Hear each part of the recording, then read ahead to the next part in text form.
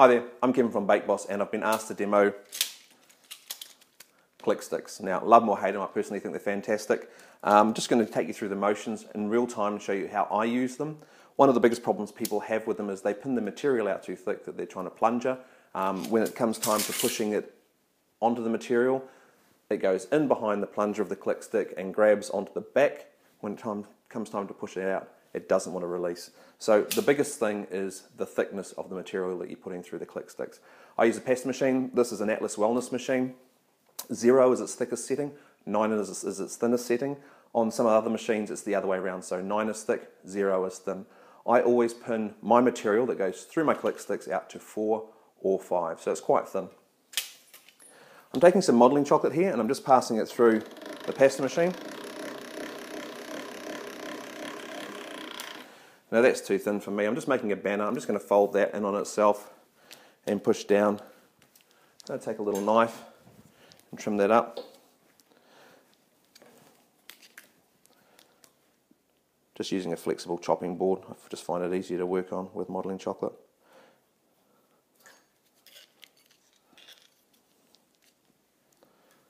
I'm just going to fishtail the end, sorry.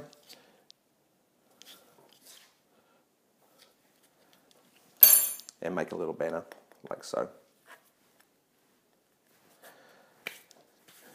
Now I'm going to take my lime green modelling chocolate and I'm going to pass that through the pasta machine.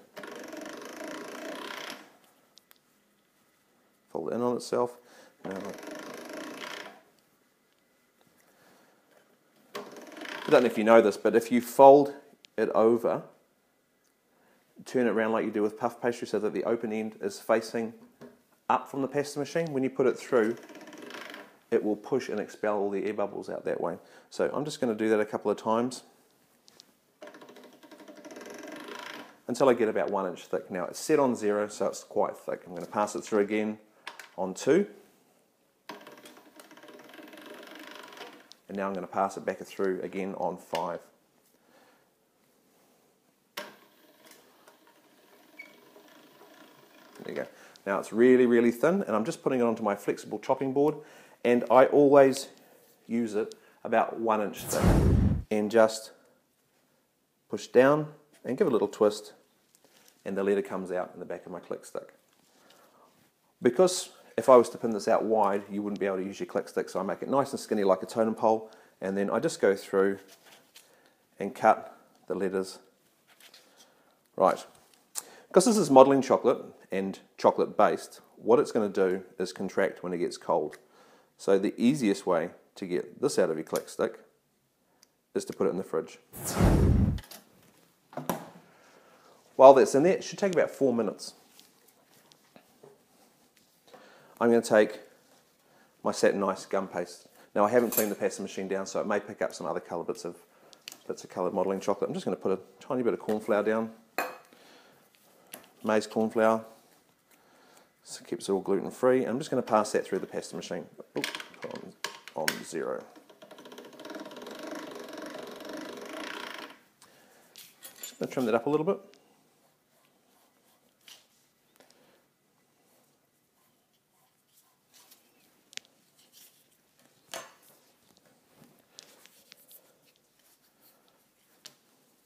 Not a lot of corn flour on there, just enough to stop it from sticking in your machine. I'm going to turn it up to 2 and pass it through again. Now I'm going to pass it through on 5, just like I did with the modelling chocolate.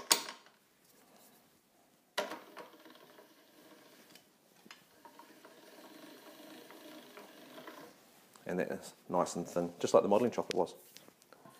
Same again. Just going to trim that up.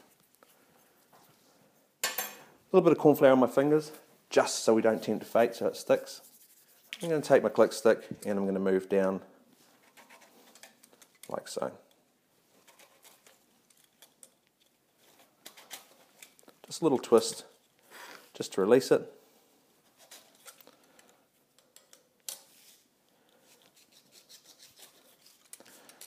Just like that. And I'm going to go through like I did before and just pop the centre of everything out.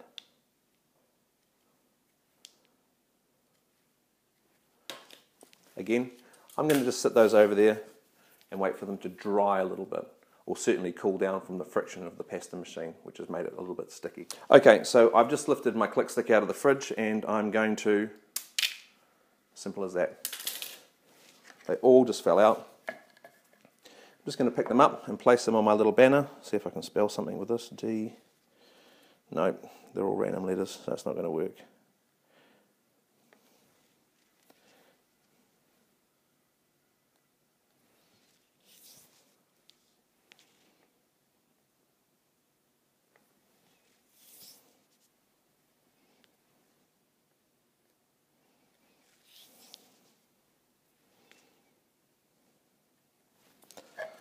Just like that. Beauty of modelling chocolate is as soon as it comes out of the fridge, it will stick to itself. Now I'm just going to take a hairdryer.